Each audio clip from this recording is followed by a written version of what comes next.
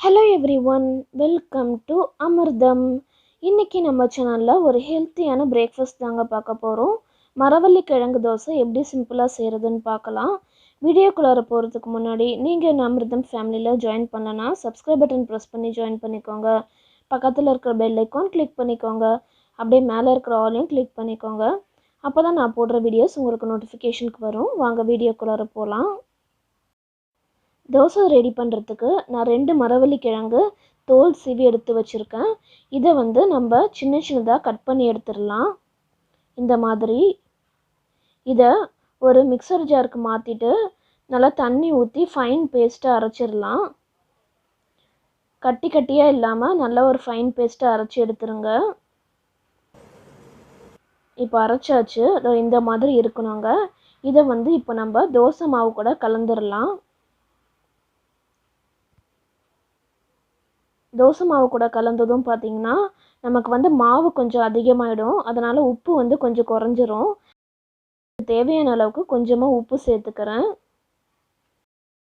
ஏற்கனவே தோசை மாவு அரைக்கிறப்பவே உப்பு சேர்த்துட்டேங்க. இது மரவள்ளி கிழங்கு சேர்த்ததுனால கொஞ்சமாக எக்ஸ்ட்ராவாக உப்பு சேர்த்துடுறேன்.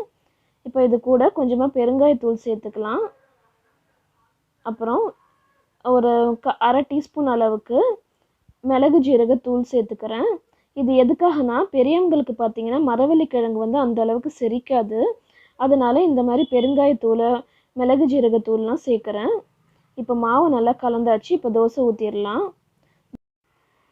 கல் நல்லா சூடானதும் இந்த மாதிரி ஒரு துணியை வச்சு தேய்ச்சிருங்க. இப்போ நம்ம நார்மலாக எப்படி தோசை ஊற்றுவோமோ அதே மாதிரி தாங்க. இதில் நார்மல் தோசையை விட நமக்கு சத்து அதிகம். அதனால் சின்னவங்கலேருந்து பெரியவங்க வரைக்கும் இதை நீங்கள் செஞ்சு சாப்பிட்லாங்க. மரவள்ளி கிழங்கு இருந்ததுன்னா கண்டிப்பாக மிஸ் பண்ணாமல் இந்த ரெசிபி ட்ரை பண்ணி பாருங்கள். இப்போ தோசை ஊற்றியாச்சு. இதுக்கு தேவையான அளவுக்கு எண்ணெய் சேர்த்துட்டு நம்ம மூடி போட்டு வேக வச்சிடலாம். இதே மாதிரி ஒவ்வொரு தோசையாக ஊற்றி எடுத்துருங்க. இந்த ஹெல்த்தியான ரெசிபி உங்களுக்கு ரொம்ப யூஸ்ஃபுல்லாக இருந்திருக்கும்னு நினைக்கிறேன். அடுத்த ஒரு நல்ல வீடியோவில் நான் உங்களை மீட் பண்ணுறேன்.